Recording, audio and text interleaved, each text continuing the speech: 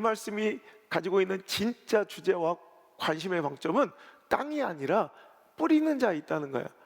오늘 여러분 18절 한번 볼까요? 13장 18절에 보니까 그런즉 뭐래요? 씨 뿌리는 비유를 들으라 그러죠. 절대 좋은 땅의 비유가 아니에요. 절대 돌밭 가시덤불 길가의 비유가 아니라 이 비유의 중심은 뭐냐면 씨 뿌리는 자의 비유예요. 오늘 여러분 이 비유는요, 공관복음, 마태복음, 마가복음, 누가복음 모두에 나와요. 마태복음 13장, 마가복음 4장, 누가복음 8장 모든 공관복음에 다 기록될 정도로 이 말씀을 중요한 말씀인 거예요. 여러분 이 말씀이 예수님께로부터 선언되고 주어졌던 그때 그 당시에 예수님의 뜻대로 우리가 이 말씀을 받을 줄 알아야 된다는 거예요. 오늘 여러분 이스라엘의 기후와 풍토와 농작법을 이해하시면 훨씬 더 이 말씀이 이해가 잘 됩니다. 이스라엘은요 여러분 땅 대부분이 돌밭 자갈밭이에요. 돌밭이에요, 돌밭. 그나마 기름진 옥토들은, 좋은 땅들은, 지중해 연안에 있는 이런 평야들은 블레셋, 그랄 땅이나 블레셋 사람들이나 가나안 원주민들이 차지하고 있어서 이스라엘 백성들의 주요 활동 무대와 주거지가 된 것은 예루살렘을 중심으로 한 갈릴리 산지였다는 거예요. 자, 그런데 이때 당시에는 이렇게 선진화된 과학화된 이런 농업 기술도 발달하지 못했고 또 트랙터나 농기구들도 개발되지 않은 채 여러분 지금 현대화된 쟁기 이 문화가 시작된 게 한 2000년이 안 되니까, 그러니까 그 당시에는 아주 원시적인 단계에 이런 농기구밖에 없었을 당시에 그 돌밭과 자갈밭이 대부분인 갈릴리 산지와 예루살렘 산지에 그 이스라엘 백성들은 농사와 축산업을, 목축업을 병행해야지만 먹고 살 수 있을 정도로 결핍과 고단함을 누리던 시대였다는 걸 이해하셔야 돼요. 그러니까 그때 농업은 어떻게 이루어졌느냐, 우리처럼 완벽하게 돌을 걷어내고 옥토밭을 만든 후에 씨를 뿌리는 문화가 아니라 그냥 완벽하게 개간되지 않은, 완벽하게 준비되지 않은 상태로 그냥 씨를 뿌리는 거예요. 그럼 거의 대부분이 길가같이 딱딱하고 가시덤불같이 모자라고 또 돌밭처럼 완벽하게 개간되지 않은 곳에 떨어져서 지금처럼 여러분 효율적으로, 여러분 효율화가 극대화돼서 많은 열매를 맺을 수 없이 가성비가 떨어지고 효율성은 떨어지고 그래도 안 뿌린 것보다 나으니 뿌리면 그래도 다 실패하고 말라 죽고 새들이 물어가는데도 불구하고 그래도 좋은 땅에 심겨진 작물들이 자라나 그래도 저렇게 30배, 60배, 100배의 열매를 맺지 않더냐. 그러니까 예수님께서 말씀하시기를 너희가 복음을 전하고 말씀을 선포하고 천국 소망을 전하고 예수가 그리스도임을 전할 때 너희들도 마치 이 농부들, 즉 뭐예요? 좋은 땅의 관점, 방점이 지키면 안 되고 씨를 뿌리는 자, 저 농부들을 봐. 이 시대는 다 이해가 되는 장면인 거예요. 이게 저 씨 뿌리는 자들을 봐. 저렇게 효율성 떨어지고 소망 없어 보이는 저 길가에도 가시덤불에도 저 돌밭에도 계속 뿌려야 되잖아. 그런데 소망 없어 보이는 저곳에도 저렇게 열매와 생명이 솟아나 그래도 먹을 것이 있잖아. 여러분 예수님 시대의 복음을 전하는 제자들과 예수님의 사역이 비슷했다는 거예요. 그들은 그렇게 메시아를 열망하고 그리스도를 기다려왔지만 참 빛 되시는 예수님이 이 땅에 오셨을 때 그들은 예수님을 알아봤습니까? 못 알아봤습니까? 알아보지 못했다는 거예요.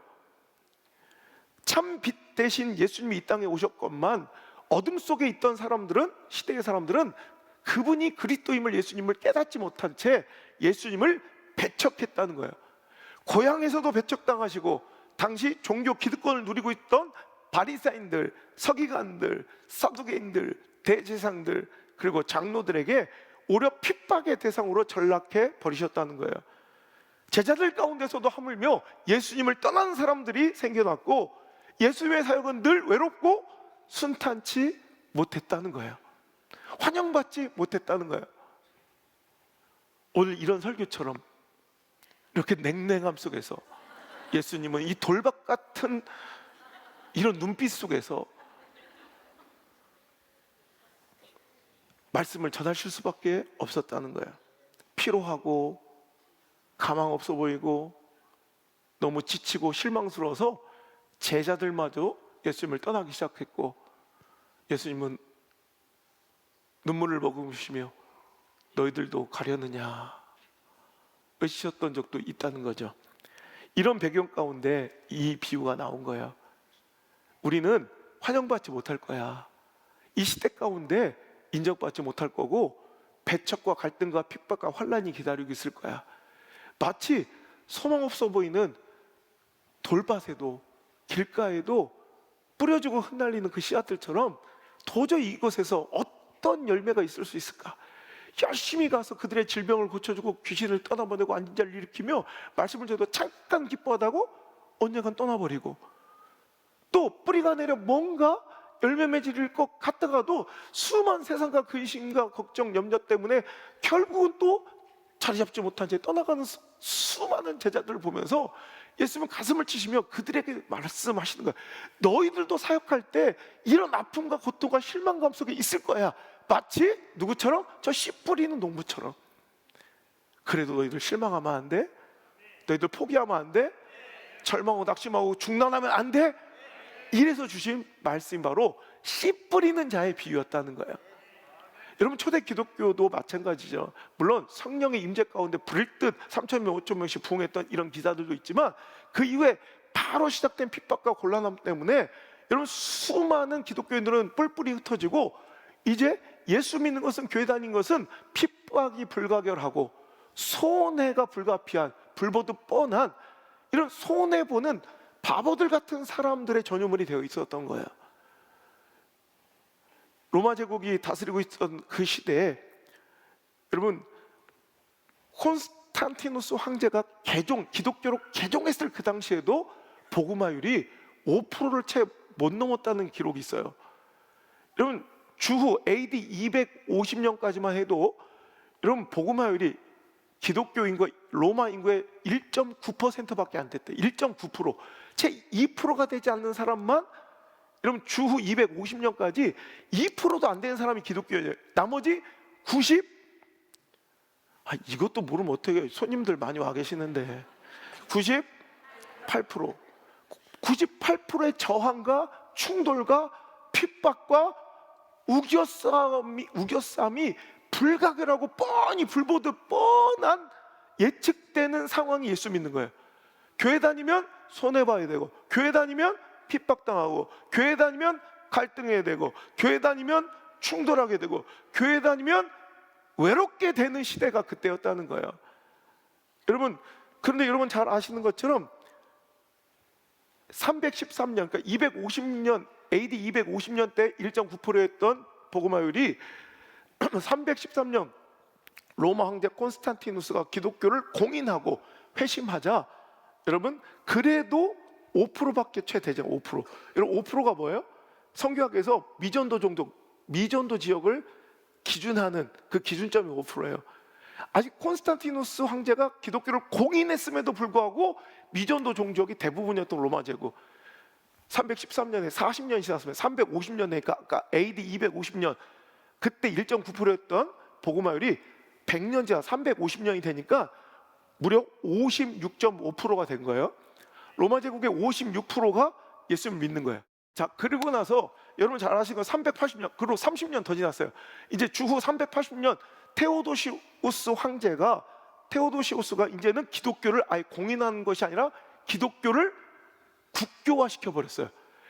이런 국교가, 대한민국 국교가 기독교가 됐다면 뭐 해야 돼? 무조건 모든 국민은 다 예수를 믿어야 돼. 그러니까 테오도시우스가 로마 황제가 기독교를 국교로 삼은 순간 이제는 100%가 다 기독교인이 되는 거예요. 이제 무슨 얘기예요? 예수 안 믿으면 핍박당하는 시대야. 이제 교회 안 나가면 핍박당하고 환난당하고 손해보는 시대가 도래한 거예요. 이런 기적. 자, 예수님의 말씀이 딱 맞죠? 자, 돌밭 같은 아무 소망 없던, 배척당하고 외롭고 떠나가고 다 실망스러웠던 이사, 이렇게 해서 뭐가 되겠어요?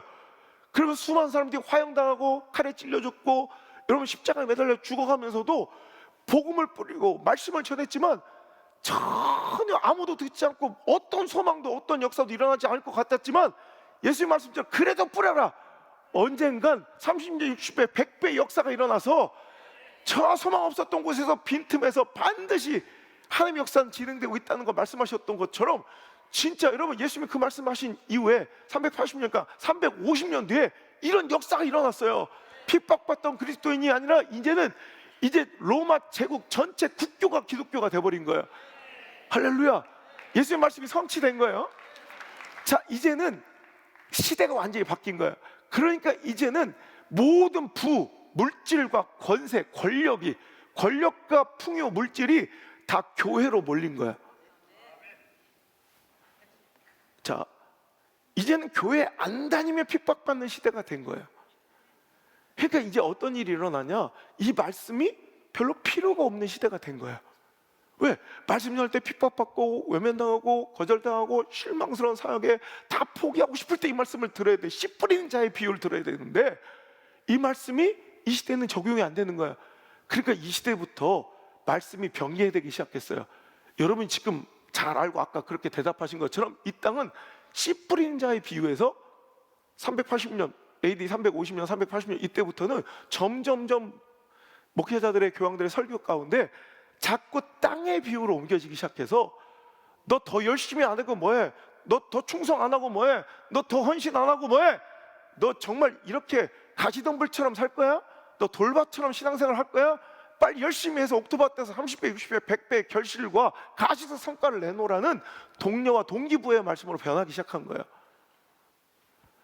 그때는 오히려 교회 다녀야 이익이 있고, 교회 안 다니면 핍박이 있는 시대에는 뭐 어렵고 힘들고 거절당하면 실망스러운 사역을 할 필요가 없었기 때문에. 여러분, 우리도 그렇지 않았습니까? 구한말 기독교가 들어서 지금 140년 역사 가운데 한국 기독교가 우리나라에 이 대한민국에 미친 역사적 공헌은, 이거는 아무리 부정하고 덮을래도 이거는 덮어질 수도 부정할 수도 없는 사실이니까요.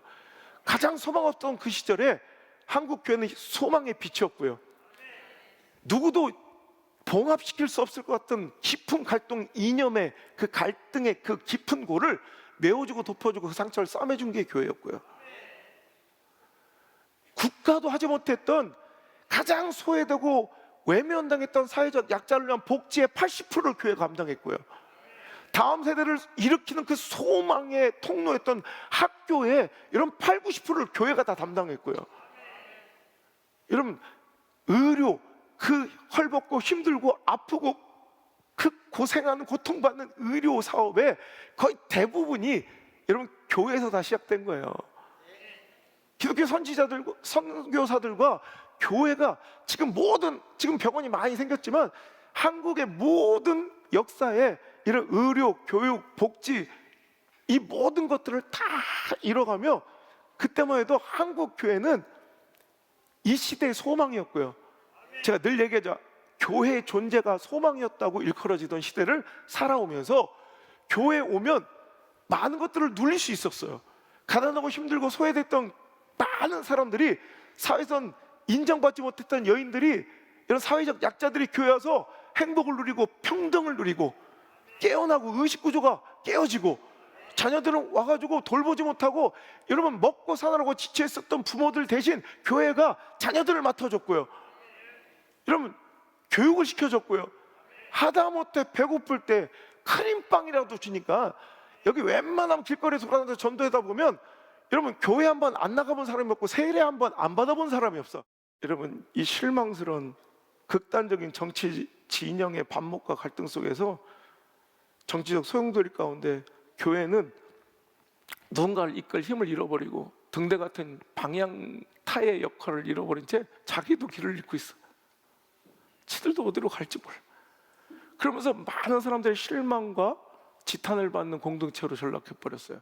이제 이 말씀이 다시 원 제자리로 돌아와야 될 때가 됐어요. 그죠?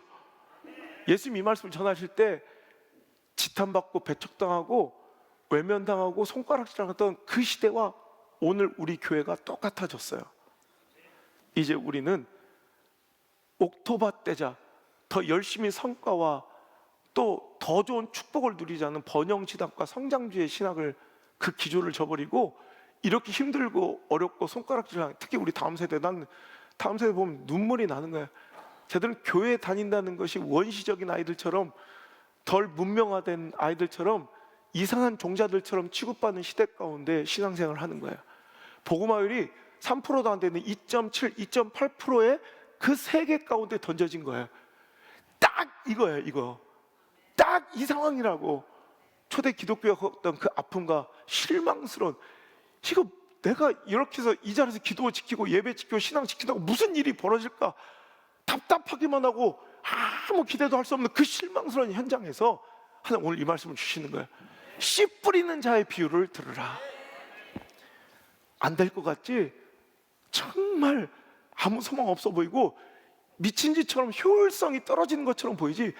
하지만 그래도 뿌려야 돼. 그래도 그 자리를 지켜야 돼. 포기하지 말고 눈물을 흘리면서 그 씨를 뿌린 자에게는 반드시 그 단을, 곡식단을 기쁨으로 들고 돌아온 그날이 반드시 있을 거야. 이 말씀이 다시 제자리를 찾아야 될 때라는 거예요. 여러분, 이제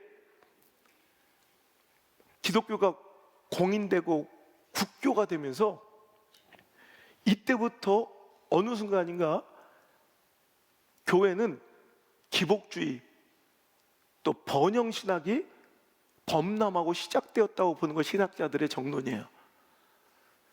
그 파고 속에서, 시대적 흐름 속에서 이 말씀은 하나님께서 우리에게 주셨던 그 최초의 원뜻과는 벗어나 우리의 동기부여, 우리의 헌신과 충성과 더 큰 열매와 축복을 맛보고자 하는 성도들의 그런 도구로 전락해버린 말씀이 되어버린 거예요. 하지만 이 말씀은 반대예요. 이렇게 힘들고 외롭고 어려운 정말 처절한 싸움 속에서도 너희들 절대로 패배하지 않을 거야. 그러니까 실망하지 마, 낙심하지 마, 포기하지 말고 믿음을 지키고. 여러분, 오늘 전도하면서도 실망스럽고 정말 이거 계속 해야 되나? 이거 비어스타 계속 해야 되나? 3월까지라고 되니 은근슬쩍 4월달까지 돼 있네? 이거 속는 게 아닌가? 뭐 이런 분들도 계실 거예요. 맞아요. 4월달까지로 연장했어요.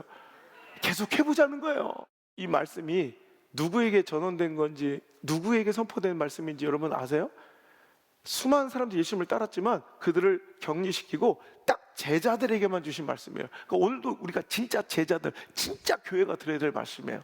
자, 1절 2절 한번 볼게요. 1절 2절 시작. 그날 예수께서 집에서 나가사 바닷가에 앉으심에 큰 무리가 그에게로 모여 예수께서 배에 올라가 앉으시고 온 무리는 해변에 서 있더니 예수께서 비유로 여러 가지를 그들에게, 제자들에게 말씀하신 말씀이 자, 씨 뿌리는 자의 비유예요.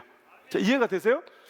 어느 날과 똑같이 예수님께서 집에서 나오시자 자기들의 각자의 니즈를 가지고, 각자의 소원을 가지고, 각자의 필요를 요청하며 예수님께 인산인해를 이루며 수많은 사람들이 몰려왔지만 예수님들은 그들과 인위적으로 거리를 떼신 거예요. 배를 타고 더 이상 못 쫓아오게 배를 타고 거리를 떼니까 수많은 무리들은 해변에 서서 바라보고 있고, 배에 앉은 무리, 그들의 제자들에게만 너 씨 뿌리는 자의 비유를 들어라. 저렇게 아무리 복음을 전하고 말씀을 전해도 다른 데만 관심 있고 자기 요구만 주장하고 자기 필요만 채워달라고 자꾸 얘기하는 저 무리들처럼 이 시대는 복음을 거절하고 말씀과 천국 소망은 외면할 거야. 하지만 그래도 너희들은 저 돌밭 가시덤불 속에서도 어느 틈인가 자라나 열매 맺는 저 열매들을 보면서 너희들 희망을 가지고 끝까지 포기하지 말고 복음을 전해다오 하시는 이 제자들과 교회를 향한 말씀이었다는 거예요. 그럼 우리가 관심이 자꾸 땅에 쏟아져서 나도 축복받는 100배 축복받아야지, 100배 붕해야지, 자꾸 이런 성장의 말씀으로 우리가 변질시켜서 이 말씀을 오해하니 안 보였죠? 예수님이 이렇게 말씀해 주셨어요. 14절의 말씀 한번 볼까요? 시작. 이사야의 예언이 그들에게 이루었으니 일러스되 너희가 듣기는 들어도 보기는 보아도 이 백성들의 마음이 완악하여져서 그 귀는 듣기에 둔하고 눈은 감았으니 이는 눈으로 보고 귀로 듣고 마음으로 깨달아 돌이켜 내게 고침을 받을까 두려워함이라. 그러니까 이사야의 예언이 성취됐지 않았느냐? 예수님께서 말씀하신 거예요. 이게 이사야서 6장 8절에서 10절까지 말씀인데, 내가 망할 놈의 이스라엘, 심판의 목전에 있는 이스라엘 백성들에게 누구를 보낼고 했더니 이사야가 뭐래요? 나를 보내소서, 내가 여기 있나이다 그랬잖아요. 그럼 어이구 고맙다, 아무도 안 걸렸는데 네가 가주니 참으로 고맙다. 가서 열심히 말씀 전하면 내가 네 말씀에 권위를 줘서 말씀 전할 때마다 수천 명이 회개하고 돌아오게 할 것이야, 막 응원하고 격려해 줄 줄 알았더니, 이사야야 그래 고맙다 가라. 근데 너 가서 아무리 외쳐도 사람들이 듣는다 안 듣는다? 안 듣는다. 깨닫지도 못한다. 회개도 안 한다. 열매도 없을 거야. 그럼 우리 이렇게 얘기해요. 그러면 왜 보내요? 내가 가나 안 가나, 외치나 안 외치나 결과는 똑같을 건데 그럼 내가 왜 가야? 안 가는 게 낫지. 우린 결과로서 얘기하지만 여러분, 이사야의 사역의 성공은 뭐냐면 가서 수천 명을 변화시키고 회복시키고 회심시키는 게 아니에요. 듣지도 않을 시대 가운데, 깨닫지도 않을, 회개치도 않을 사람들에게 가서 죽는 순간까지 그래도 끝까지 말씀을 전하고 끝까지 하나님의 사랑을 전하는 게 사역의 성공이지, 그로 인한 어떤 가시적 성과나 결과를 얻으라는 말씀이 아니라는 거예요. 그 이사야가 바로 예수님의 모형이었던 거야. 예수가 내가 이사야처럼 이 자리에 와 있잖아. 듣지도 깨닫지도 보지도 않는 이 시대 가운데, 배척당하고 외면당한 이 시대 가운데 내가 와서 이렇게 또 말씀을 전하잖아. 너희들도 그럴 거야. 너희들도 끝까지 그렇게 해다오. 이게 교회입니다. 가장 비효율적인 집단, 이게 교회가 돼야 돼요. 왜? 교회가 뭐예요? 에클레시아, 은혜 받은 자들의 모임. 여러분, 우리 하나님의 가장 비효율적이고 비합리적인 선택이 바로 우리예요. 하나님께서 보실 때 이 온 우주 만물 가운데 지구, 코딱지만한 지구의 그 말 안 듣는 종자들 어떻게 하시는 게 효율적이야? 에이, 탁 뭉개버려. 다시 창조하시면 돼. 그게 효율적인 선택이지만 우리 하나님 그러실 수 없어요. 그래서 가장 극단적인 비효율적 선택을 시작하셨어요. 독생자 아들을 이 땅에 보내셨어요.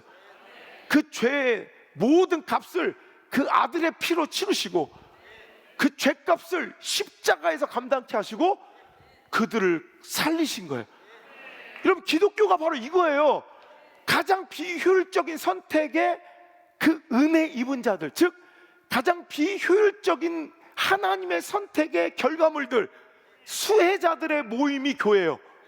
그럼 교회는 어떻게 살아야 돼요? 그 비효율적이고 극단적인 비합리적 선택의 결과물인 우리가 모여서 예수님처럼 하나님처럼 그 비효율적인 그 길을 묵묵히 걸어가야 되는데, 어느 순간 교회가 이제 가장 효율적인 집단, 경제 논리로 돌아가는 이익 집단이 되어버린 거야. 여러분, 교회는 망할 길도, 여러분 인정하든 안 하든 상관없어요. 그런데 망할 길도, 죽을 길도, 문 닫을 일도, 이게 예수님의 사역이었다니까. 교회는 늘 저 비루하고 초라하지만 돌아온 탕자들의 잔치집이 돼야 돼. 그게 살아있는 교회, 그게 진짜 교회.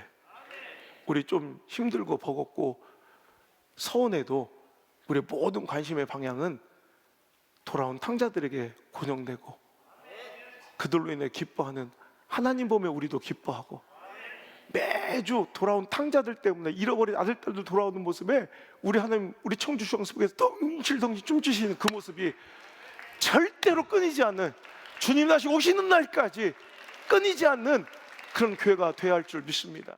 오늘 길가를 운동하다가 이 광경을 본 거야. 여러분, 저 중앙선 보여요? 저희 콘크리트 바닥이에요. 근데 저 시멘트 바닥에 꽃이 한 송이 폈더라고. 그 순간 내 눈물이 팍 터진 거야. 저게 바로 나야. 정말 쓰레기 같고 가치 없고 소망 없고, 와, 저거 인간 되겠나 싶은 그 콘크리트 바닥과 돌박 같던 나에게 하나님은 얼마나 많이 실망하셨겠어요. 그런데 거기다가 생명의 복음을, 말씀을 뿌리기를 쉬지 않으시고 끝까지 뿌리신 거야. 조금만 틈이 벌어져도 콘크리트보다 강한 생명은 저렇게 뿌리 내리고 언젠가 꽃을 피더라. 저 꽃이 바로 우리 청주 중앙 순복음교회.